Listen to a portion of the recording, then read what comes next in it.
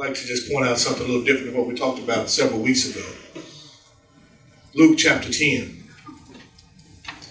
Lord knows I hope I got the right book, chapter, and verses. Yeah, Lord Jesus. Thank you for his mercy. Chapter 10.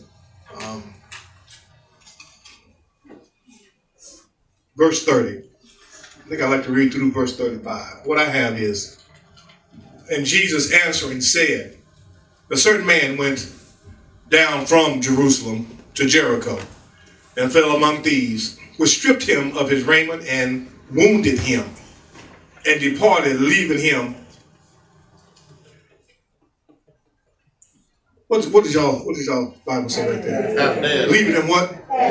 Leaving him half dead.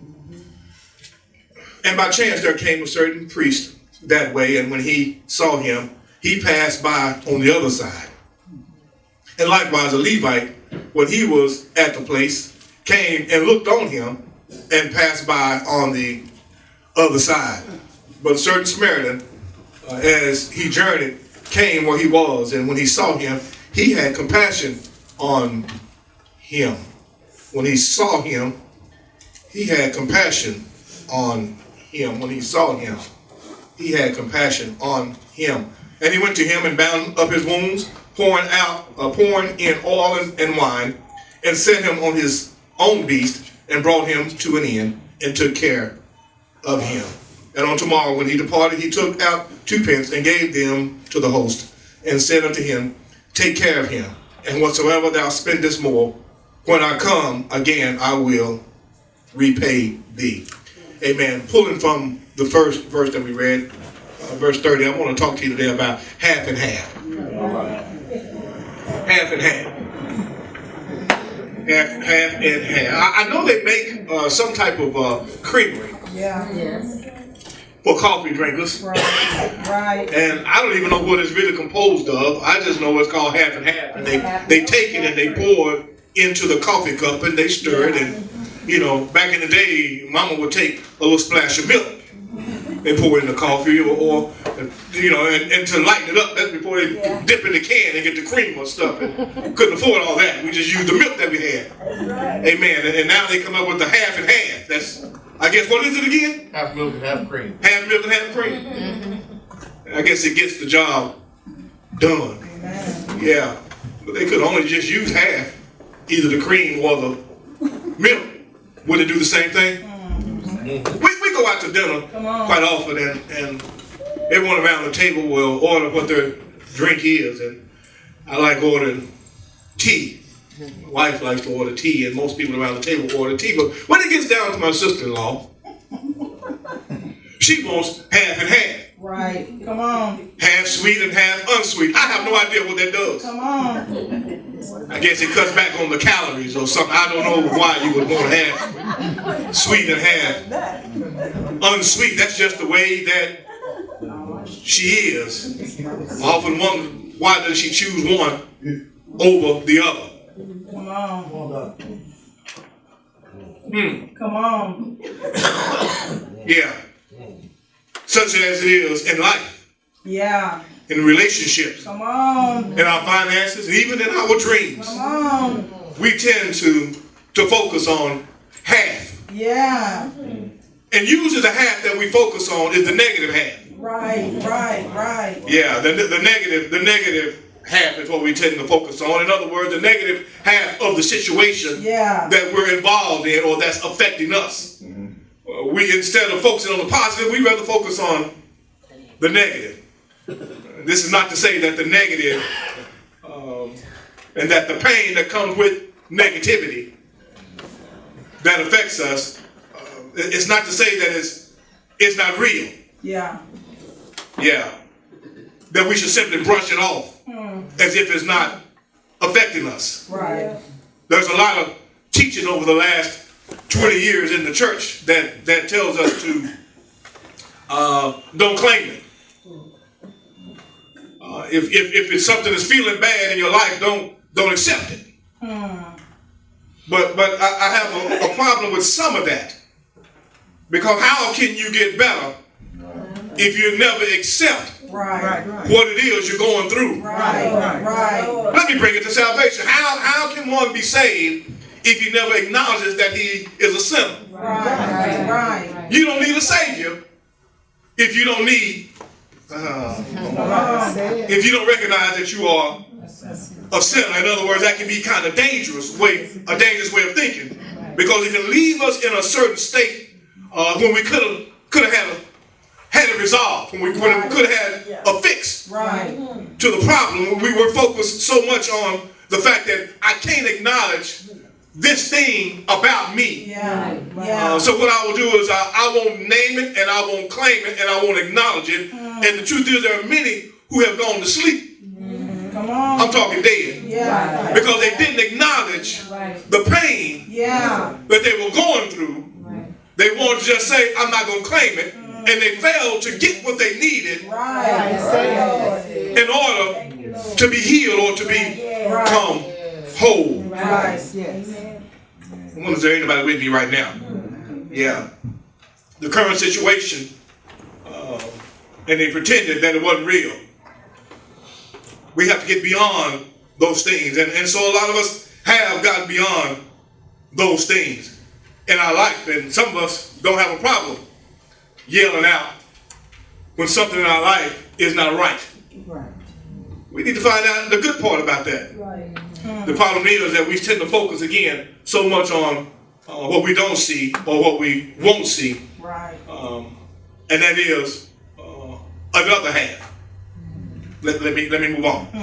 This man who had been wounded by robbers and by thieves, now he is laying, let's just say, on the street. He is laying on one side of the street. And this man had been passed over a few times, because the people who passed over him only wanted to see what they wanted to see, or they didn't see what they should have seen, or they just didn't want to be involved because they only saw what they saw. Well, whatever the reasons were, they only saw what they saw. And they only saw half the man. According to the first verse, they only saw half the man. His full body was laying there, but they only saw half the man.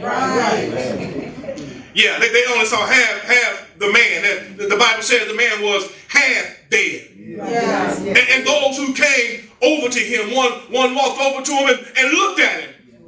And the Bible says they stepped over him because they already saw that he was half dead. So another man came by a little bit later, and he walked over to him. He crossed over the street to look at him. And when he looked at him, he went back over to the other side of the street, because what he saw in the man was that he was half dead. Yeah. Like a lot of us, and how we see things, and how we see things in other people, and how we see things within us. We oftentimes see it as only being half dead. Amen. The relationships, we see it as half dead because it looked dead. Yeah, okay. Come on. Because it seemed dead.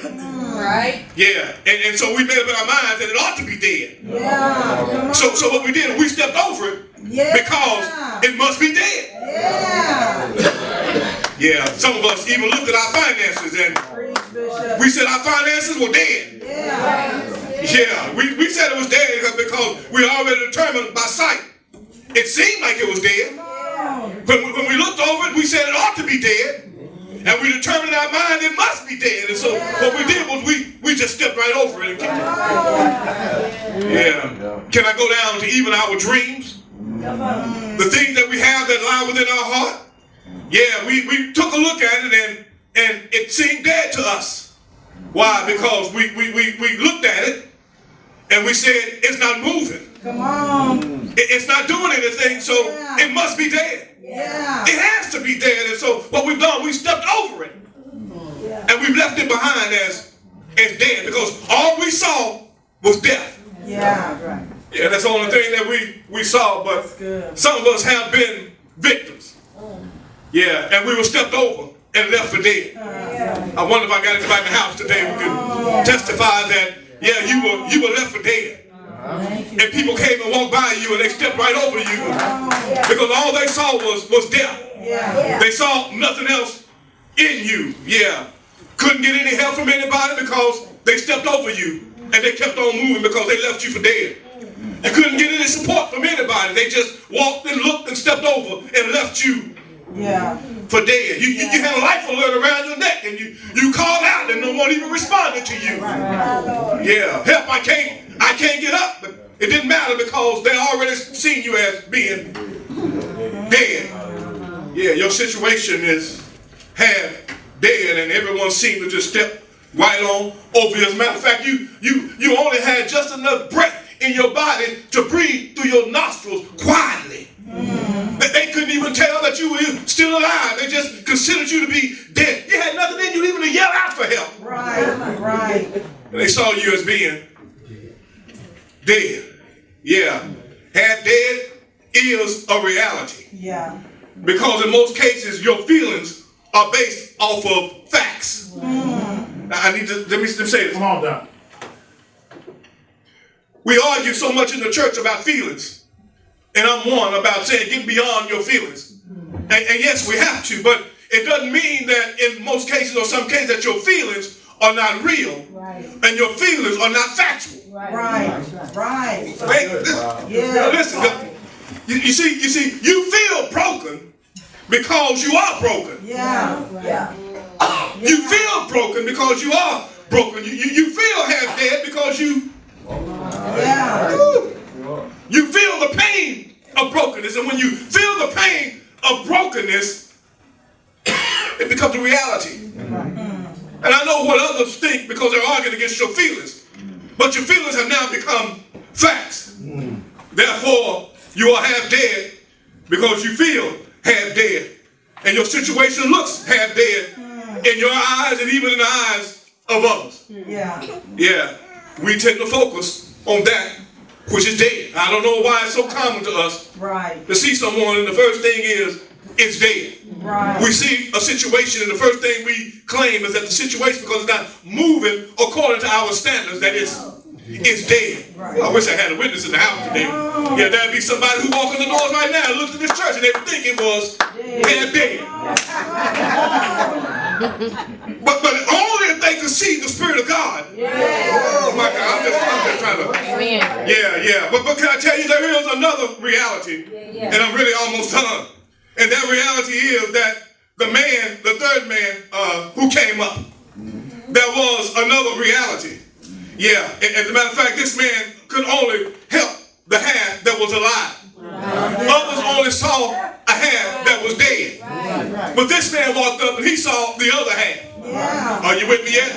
Yeah, you see, this man who came up, the third man, the good Samaritan, he couldn't do anything for anybody who was dead. Let me say it again. You can't help the one who's already dead. My God, I wish I could go into a theological approach right here and help somebody to understand that that's why the preacher preached so hard, and that's why they introduced Jesus at the end of the sermon and through the sermon. That's why they always talk about the old preacher say, while the blood is still running warm in your veins. That's because once you die, the decision is made. You cannot help someone who is dead. Those people who walk by for whatever the reason was, maybe they felt like I can't help somebody who's already dead. Believe what you want to believe. But I believe the Bible will support that. Amen. But this man could help the man who was half alive. Yeah, he saw the other half. He felt the other half, and he realized that I can't do anything for the dead, but I can do something for that which is alive. In other words, this man said, which a lot of us need to say, 6 in one hand, but there's a half a dozen in the other hand. And I wonder, is there anybody who can understand that when the glass is half empty, it's also.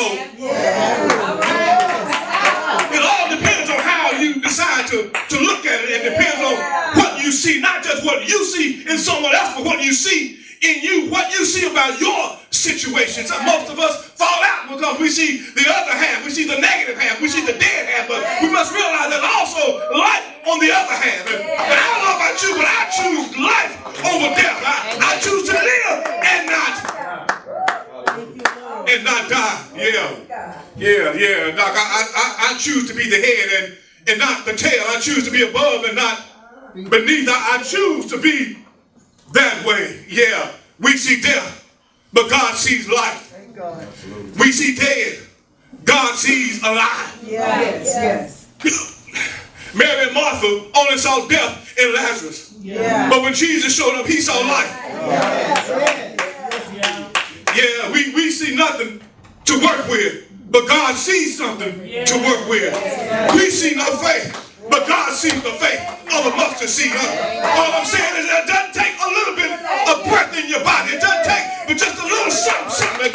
And God can work with just a little, because he's the master. You give him a little, he can make a little turn into much. We have to believe that God can take a little. So you see no faith, but God only wants to see a mustard seed of faith, that God can work with something. Yeah, the Good Samaritan saw life, and he realized, I see life, I can work with it. Aren't you glad today that God can see a little life in you? And you need to know, as long as he can see a little life in you, he's got something to work with. Oh, I said God got something to work with. Oh, you may not be perfect, but he got something to work with. You may have gotten yourself in a situation, but he still has something to work with. It may not have been your fault, but God still has something to work with. As long as you got life, God can work with it. Say, God is working with me. Go on and say it. Go on and say it. You go on and say it. Come on, sister, to God. Tell your neighbor that God's got life in me.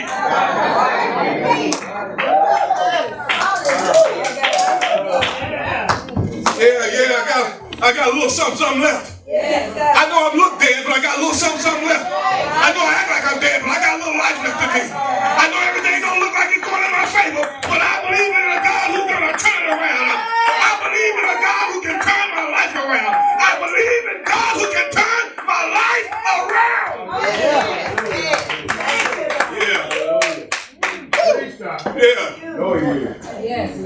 Yeah, little becomes much when you place it in the master's hand.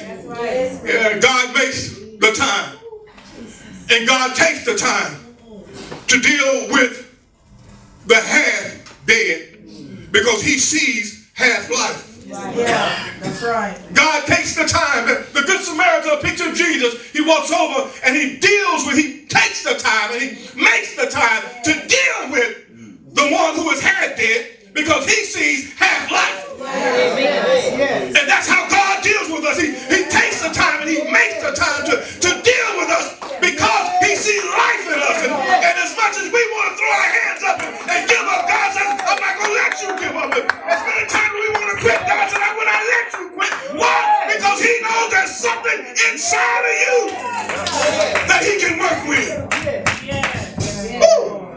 Yeah, that's why he's a miracle worker. Yeah, I said that's why he's a miracle worker. I said that's why he's a miracle worker. That's why he can open blind Bartimaeus' eyes. Yeah, because they thought there was no more hope for him, but God saw hope even though he was blind. When they saw blindness, God saw sight. The lame man in the temple, God could heal. The lame man in the temple, when all they saw was a lame man who could slide across the floor, God saw somebody who could walk across the floor. They see half dead. They see the negative, but God sees life. God sees the positive. Thank you, Lord. Yeah. That's why he's a healer. That's why he's a miracle worker. That's why he sees what others cannot see. And he can do what others cannot do. They see you as half dead, but God sees you as half alive. As I get ready to close today, when Jesus came into Israel, and when he came to Israel because Israel was half dead. Come on. Can I say it like that? Israel was half dead. They were alive, but yet they were spiritually dead. You can prove it because when he entered into Jerusalem, Jesus on his horse looked out at Jerusalem and he began to cry. He was sorrowful for their state and their condition, because he already knew that they were half dead. But he also knew that as long as they had some breath in their body, he knew there was an opportunity that he could deal and work with them. I like what Jesus did, because when Jesus came, he didn't step over them. When he saw how bad the condition was, he didn't step over them. When he saw that there was a woman who was caught in adultery, he didn't step over her.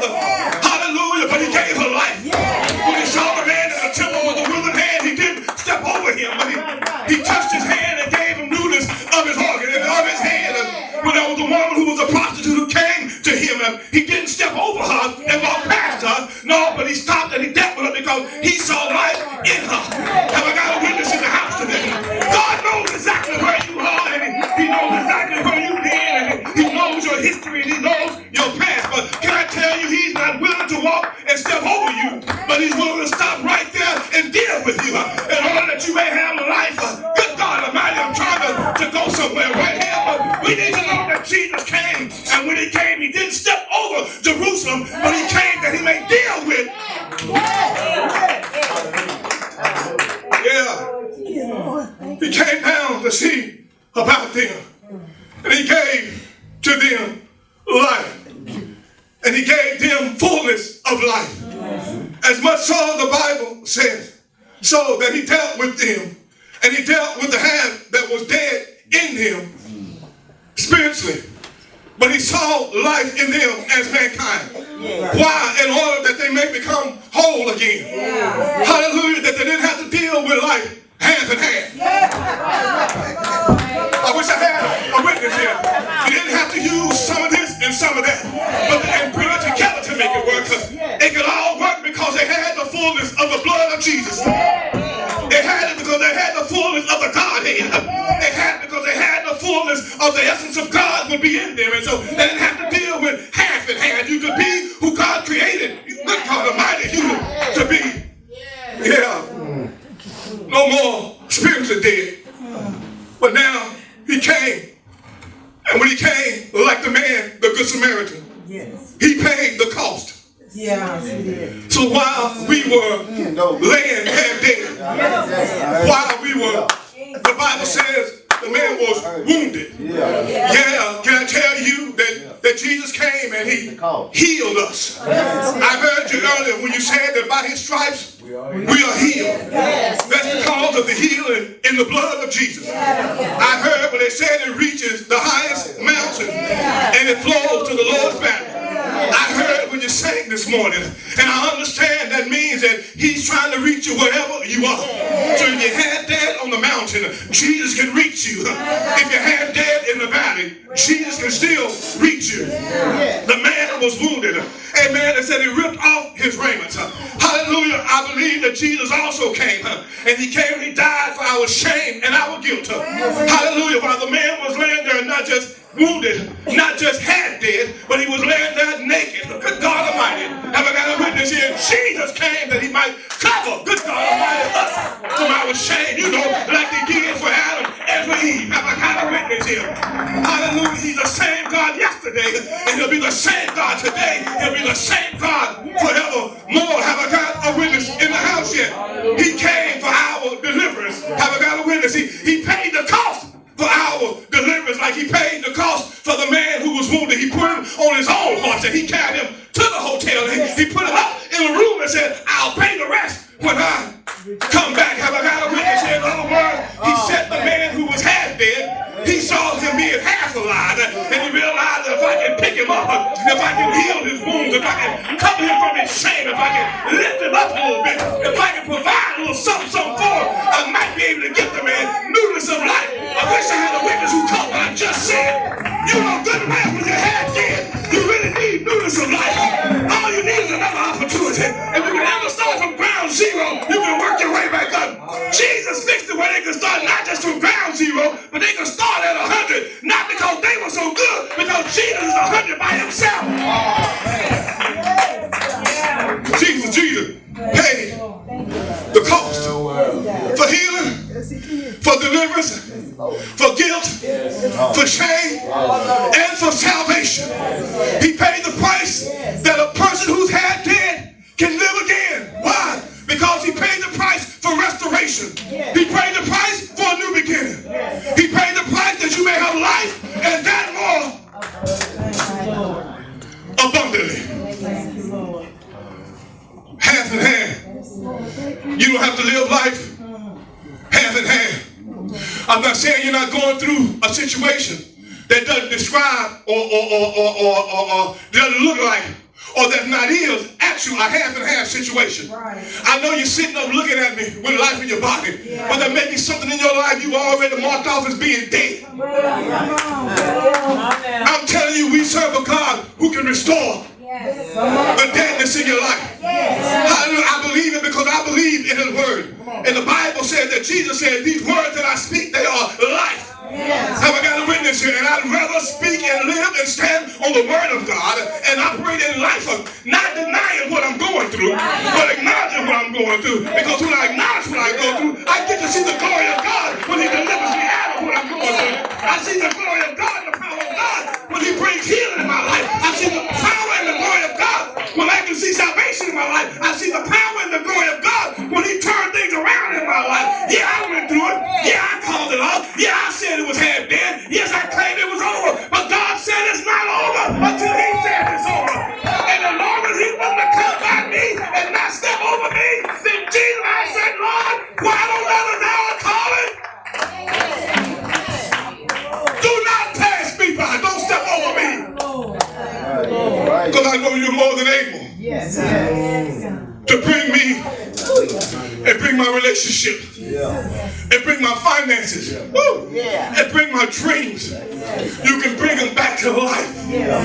God, all you need to do is speak a word, and I know you can turn things around. God, just speak a word because your words are life.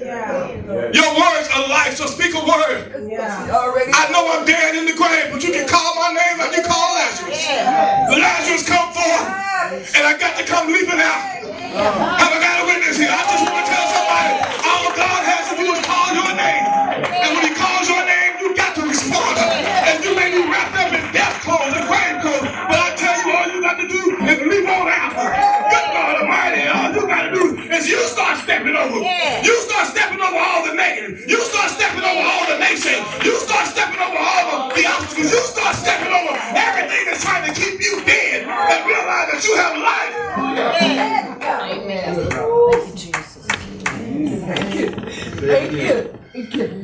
I'm done.